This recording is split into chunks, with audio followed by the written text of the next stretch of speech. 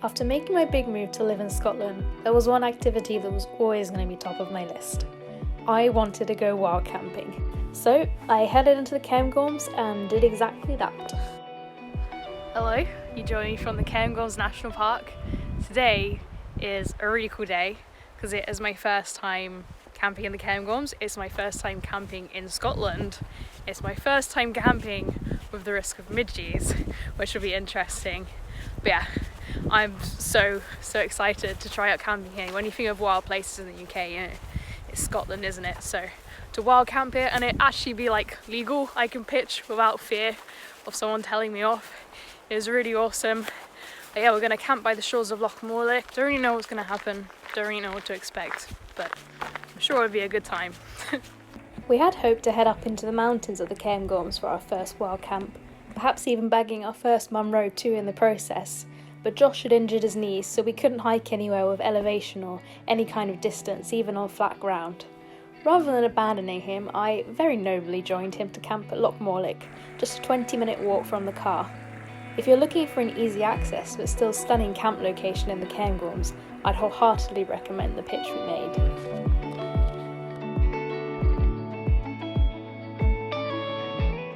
So as this is my first time camping in Scotland, I am completely naive to midgies. So many of you have commented about, Chloe, you just wait till the midgies come. And I'm yeah, I've heard absolutely how horrific they are, but I just cannot relate yet because I have not been put through that. It could all be about to change camping by the water here. Hayden, if you're watching, thanks for the top tips. Got my smidge spray and, well, I didn't get a head net and we can't make a fire at the moment. So a lot of your top tips I've already discarded, which is probably going to be the death of me potentially tonight. But I guess I'll just have to learn my lesson the hard way, potentially. But it is a bit windy tonight though, so maybe that will keep them at bay for a bit. I don't know. Yeah, we'll see. It's so beautiful here though. The water is so clear, so clear. Wonder what kind of fish they get here. Does anyone know? I'm really naive to don't really know much about the ecology of the Cairngorms, to be honest. I really need to start learning about it. I think I often have a bias to want to camp up on higher ground or somewhere with a long walk in search of that feeling of remoteness, for grander views and a greater sense of isolation. As we wandered along the crystal clear river and through the forests of fern and trees, the walk in was actually a good reminder for me that you don't have to go far out or high up to experience the beauty of the outdoors. Every now and then, the trail would wind out onto the shores of the loch, and what a view that was.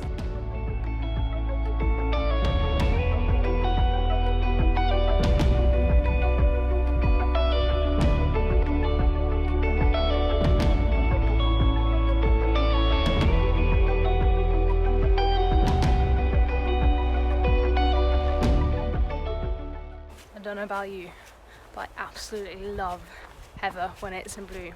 It's such a gorgeous colour, the contrast of green and purple. I don't know, it just really works, doesn't it? And the smell is unreal. I would love to have a candle like that, scent my whole house out with heather, Scottish heather in the summer. That would be perfect. We continued around the shores of the loch, passing a fair few tents of people who had arrived earlier than us to pitch, until we arrived at a stretch we had completely to ourselves. The sun was just starting to lower and we had spectacular views of the peaks of the northern Cairngorms to our left, the still water of the loch in front of us, and the Glenmore forest stretching out all around us. Loch Morlich is designated a triple SI, a Site of Special Scientific Interest, which is a formal conservation designation given to an area of particular interest to science because of the rare species or geological makeup it is home to.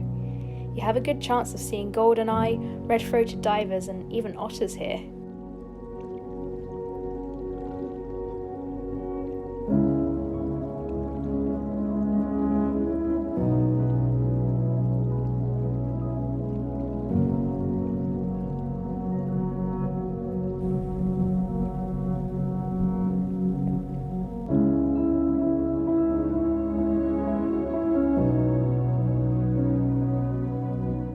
So we've just pitched on the shores of Loch Morlich.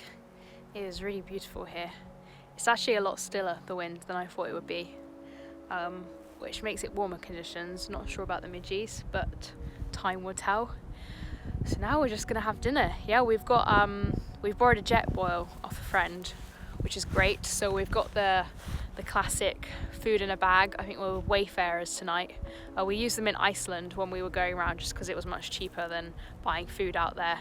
And yeah, they're pretty good. So I got a choice of either chili and beans or chicken tikka tonight, but one of them needs to be my breakfast, and I'm thinking curry for breakfast.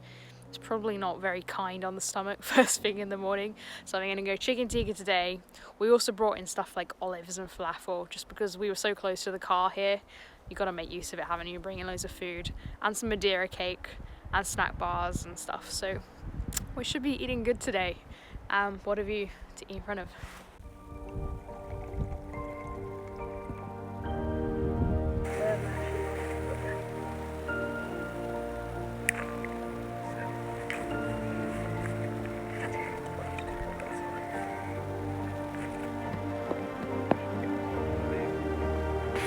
Yeah, we should. I'll tell you, those packet meals, they never look good if you look inside them. So the trick is just to not look down when you're eating. But they taste great.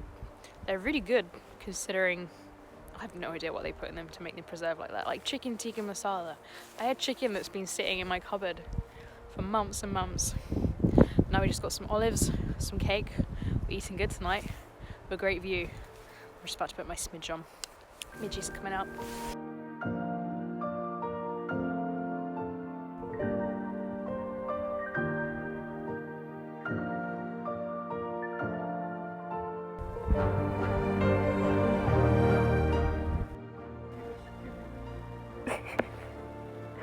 Columba palumbus.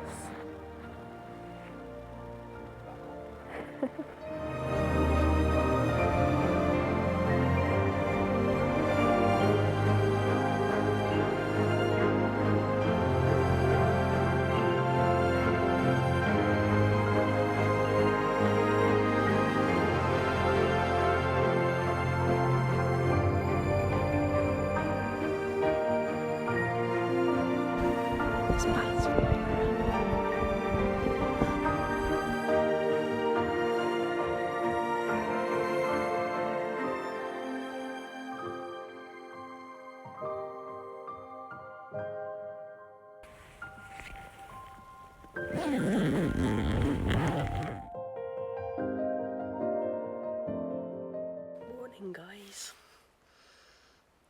I slept so well. I slept like the best I've ever slept in this tent, and I think it's all down to this guy, Alan. That was a great shout. Yeah, a pillow. It's not even a comfy pillow at all. It was like just a couple of quid, if that, from Mountain Warehouse. On our way up, we grabbed it. But just having that, I don't know, transformed. Amazing, beautiful. Yeah, slept really well. It rained in the night, which I really enjoy the sounds of. Although, like, I woke up in the night having had a dream that, like, a lifeguard turned up and was telling us, oh, the loch's rising. You need to get out of your tent quick, it's outside your tent. So clearly that had translated into my dream, hearing the rain. I also heard, for real, a helicopter. I don't know what time it was, but it was quite late at night and it was really windy and rainy at the time, and it was just going round and round the mountains echoing. So I wonder, maybe that was mountain rescue. I hope someone's okay. I tell you, I do not feel like that chili con carne. That is a terrible idea for breakfast. Way too heavy.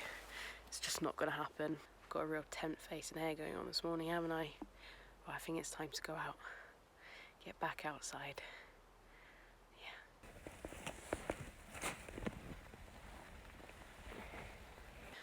Josh has decided to go in the loch this morning. Yeah, despite all my chat last night, I've decided not to. It's like, it is genuinely really cold. We went into a trespass store in Aviemore yesterday, and the woman was like, yeah, you need a kind of like 5mm wetsuit all year round, ideally, to be going in there. Because apparently it's just, obviously it connects up to the sea, and in the middle of the loch there's just like a really deep canyon. She says they don't know how deep it goes, but it goes very deep, so there's just always really cold currents swirling around. Obviously it just never warms up. Yeah, so I'm just gonna eat snack bars and watch them go in. Sounds like a lovely morning for me. And lovely it was. I have to say, it felt really nice to feel well rested after a night camping, as that's a feeling I don't often have. It's normally a trade-off of less sleep in exchange for a night of freedom and adventure. It felt pretty luxurious to have enjoyed both once. It felt even more luxurious to be warm and snug in my jacket while Josh took the plunge.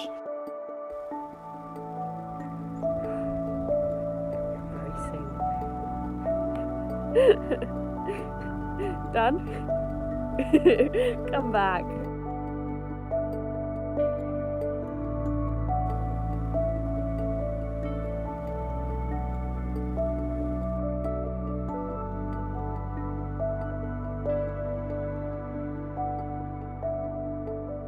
As we packed our tent away, we were treated by a lovely visitor to our camp.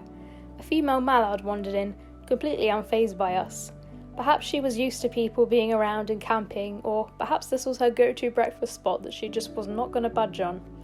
Either way, it meant I got to watch her for ages, foraging for food amongst the vegetation. Mallards have a really varied diet, ranging from seeds, acorns, berries and plants to insects and shellfish, which is a far cry from the non-nutritional bread most of us would have fed them in parks as children. I tell you, it has been so nice to do a camp and know that like I'm actually allowed to be doing it. It's just a whole new level of freedom, and it just takes out that stress of kind of finding a spot where you know no one's just going to stumble across you or tell you to move on.